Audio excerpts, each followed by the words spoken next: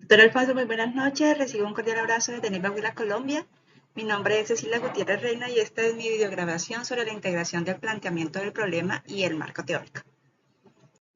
Le presento a continuación la tabla de consistencia que vengo desarrollando en mi investigación, donde el tema fundamental es el pensamiento crítico. Arranco, doctor, con este primer capítulo, que es de planteamiento del problema y tiene que ver con el contexto.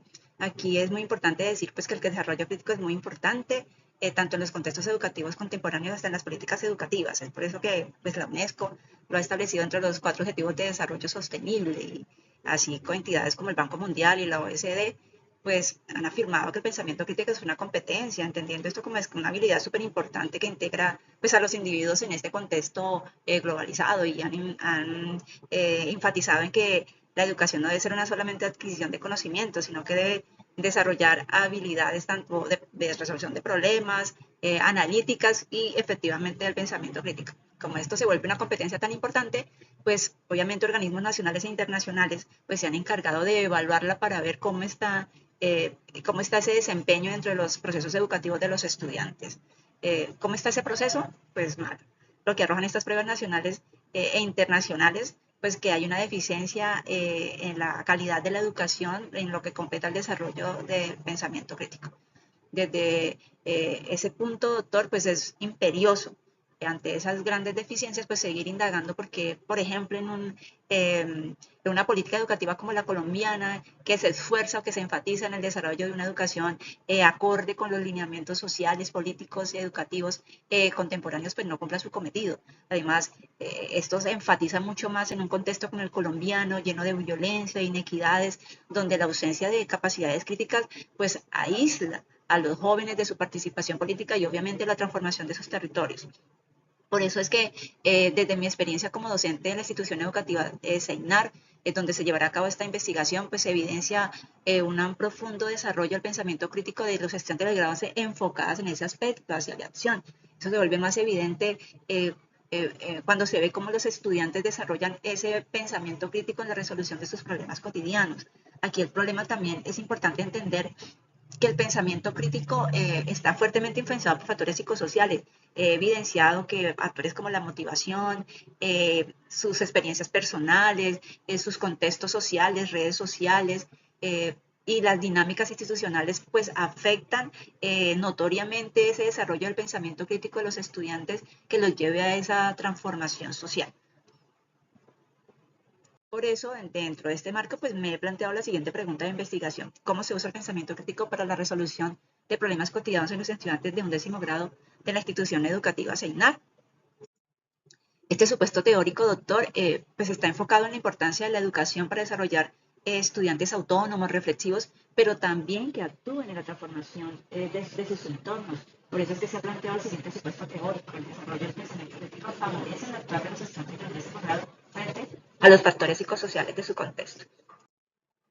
Esta justificación, doctor, de mi investigación, pues está abordada dentro del marco del derecho a la educación, que se encuentra dentro de la Constitución Política de 1991, la Constitución colombiana, y esta justificación, pues, se abarca en 3 factores fundamentales. Una es la relevancia social, pues entendiendo que la educación debe afrontar retos y transformaciones en un mundo globalizado, que a veces es caótico, ¿cierto? Entonces es indispensable que la educación de verdad cumpla con ese cometido social.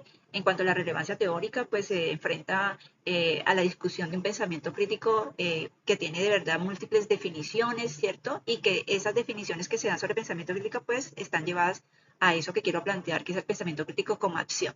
Y la relevancia metodológica, doctora, que es muy importante para mí este aspecto en la investigación, porque es que se le va a dar la voz a los estudiantes, y dar la voz a los estudiantes implica transformar esas dinámicas o metodologías pedagógicas pensadas en ellos, en su desarrollo crítico, que tenga que ver con sus necesidades, con sus intereses, ¿cierto? Y con esas, de verdad, actitudes que ellos tienen para transformar sus territorios.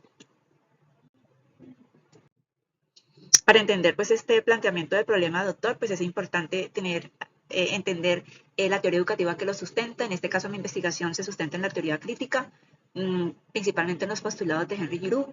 Para Henry Giroux la educación es súper importante, la educación debe ser transformadora, la educación es política y social, por eso es que los estudiantes, dice Giroux, la educación debe dar a los estudiantes una formación social y política que les permita enfrentar sus territorios, los problemas que ellos viven cotidianamente. Por eso para Giroux la escuela se vuelve un centro especial de diálogo, de confrontación y de transformación social. Por eso, a partir de los postulados de Henry Giroux, pues abarco dos conceptos fundamentales en esta investigación, que es el pensamiento crítico. Aquí yo quiero enfatizar que ese pensamiento crítico tomado de los pensamientos de Henry Giroux es algo que trasciende a lo abstracto, a lo cognitivo. Este pensamiento crítico es enfocado a ese individuo que es visible, este individuo de verdad que quiere transformar esas sociedades desde la crítica de sus contextos. Ese es el pensamiento crítico que le interesa a mi investigación como un llamado profundo a la reflexión y a la transformación social. El otro factor concepto importante dentro de mi investigación son los factores psicosociales. Aquí se toman los conceptos de los postulados de Villarini.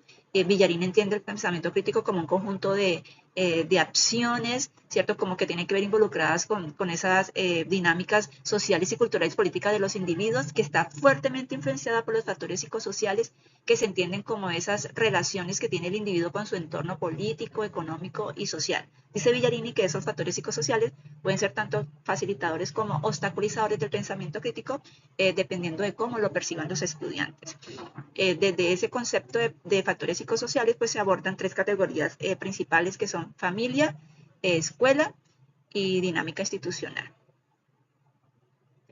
Frente a los estudios empíricos, doctor, que abarca esta investigación, es importante resaltar que estos estudios empíricos han abonado esa relación de pensamiento crítico y factores psicosociales, donde muchos han evidenciado que efectivamente cuando se desarrolla el pensamiento crítico en los estudiantes enfocado a esas dinámicas sociales, de verdad se pueden lograr cambios significativos en la transformación de los contextos. De modo que estos estudios empíricos son muy importantes y han permitido precisamente entender que el pensamiento crítico es de función social y que merece ser reflexionado y trabajado constantemente en las instituciones educativas.